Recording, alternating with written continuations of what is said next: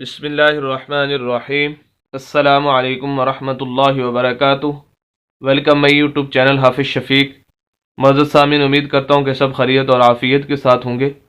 الحمدللہ، تختی نمبر 11، اس کا پارٹ 41، 41واں سبق انشاءاللہ آپ حضرات کے سامنے پڑھنے جا رہے ہیں، جس کے اندر ہم زبر زیر پیش، دو زبر دو زیر دو پیش، کھڑی زبر کھڑی زیر الٹا پیش، حروف مدہ، لین، ساکن حروف، قلقلہ حروف، غنہ کرنے کا طریقہ، وقف کرنے کا طریقہ، یہ تمام چیزیں انشاءاللہ آپ حضرات کے سامنے ڈسکس کریں گے، کیونکہ ہمارا مقصد آپ حضرات کے سامنے چند الفاظ ہی پڑھنا نہیں ہوتے، بلکہ ان الفاظ سے نکلنے والے اصول و ضوابط اور تجویدی قوانین آپ حضرات کے سامنے ذکر کرنا ہوتے ہیں، تاکہ آپ ان اصول و ضوابط اور تجویدی قوانین کو مد نظر رکھ کر بقیہ قرآن کی صحیح طریقے سے تلاوت کر سکیں۔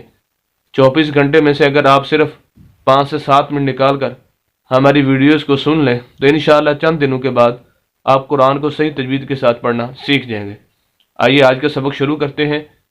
اعوذ باللہ من الشیطان الرجیم، بسم اللہ الرحمن الرحیم۔ عین زیر نون عین، دال زبر دہ، عند، عین کو ہم نون کے ساتھ ملائیں گے کیونکہ نون ساکن ہے۔ ساکن ہونے کی علامت یہ ہے، اس کو جزم بھی بولتے ہیں اور سکون بھی بولتے ہیں۔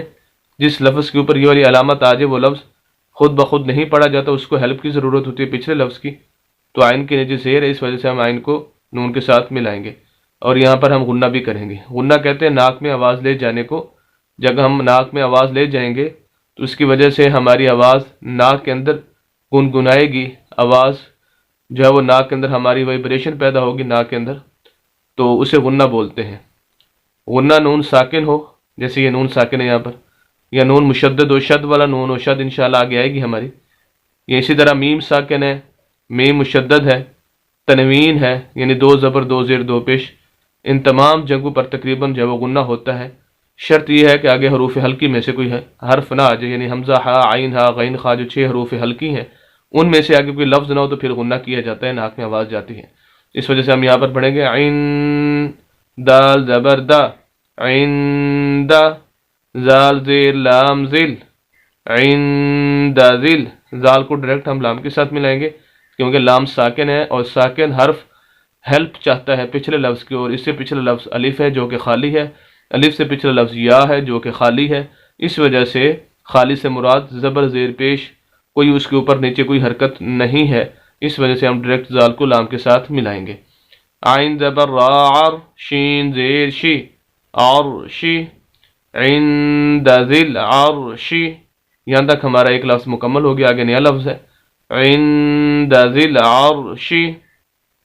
اب ہم نے یہاں پر وقف کرنا ہے، سانس توڑا ہے، وقف کریں گے، اور وقف کا جو اصول ہے وہ یہ ہے کہ جو لفظ کا آخری حرف ہے اس کو ساکن کر دیں۔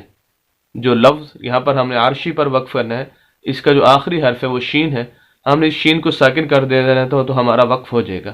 ساکن مینز کہ جس طرح یہ را ساکن ہے، جس طرح یہ لام ساکن ہے، یہ اور حروف ساکن ہوتے ہیں، اس طرح شین کو بھی ساکن کریں گے۔ جیسے شین کو ہم ساکن کریں گے اس کی زیر ختم ہو جائے گی، کیونکہ جو ساکن حرف ہوتا ہے پھر اس پر کوئی زبر زیر پیش یا دو زبر دو زیر دو پیش، کھڑی زبر کھڑی زیر الٹا پیش، کوئی بھی اوپر نیچے حرکت نہیں آ سکتی۔ تو اور اصول بھی یہ ہے کہ آخری حرف کو ساکن کریں گے تو وقف ہوگا۔ اب شین کو ہم ساکن کریں گے، عرشی سے عرش، عرش، عند ذل عرش، یہ ہمارا لفظ ہوگا۔ آگے دوسرا لفظ ہے یا زبر میم یم، نون زبر نہ، یمنا، عین پیش وعو، یمنعو، نون زبر لام نل، یمنعونل، نون کو ڈائریکٹ لام کے ساتھ، میم زبر الف ما، یمنعون الماء، عین پیش وعو، ماعو، نون زبر نہ، ماعون، یمنعون الماعون۔ یہاں پر جو چیزیں سمجھنے کی ہیں وہ ایک تو واو مدہ اور الف مدہ، دو یہاں پر حروف استعمال ہوئے ہیں۔ ویسے تو حروف مدہ 3 ہیں، الف مدہ، واو مدہ اور یا مدہ۔ جہاں پر بھی یہ 3 حروف آ جائیں تو وہاں پر اس لفظ کو ہم لمبا کر کے پڑھیں گے۔ اب الف مدہ کون سا ان میں؟ اب یہ دیکھیں گے الف مدہ، میم زبر الف ما، ایسا الف جس کے پچھلے لفظ کے اوپر زبر ہو، اس کی یہ نشانی ہے کہ ایسا الف جس کے پچھلے لفظ کے اوپر زبر آ جائے اسے الف مدہ بولتے ہیں، جیسے یہاں پر ہے۔ اس کو ہم لمبا اسی وجہ سے کر رہے ہیں، ما، آگے عین پیش واؤ اور عین پیش واؤ، یہ دونوں واؤ مدہ ہے۔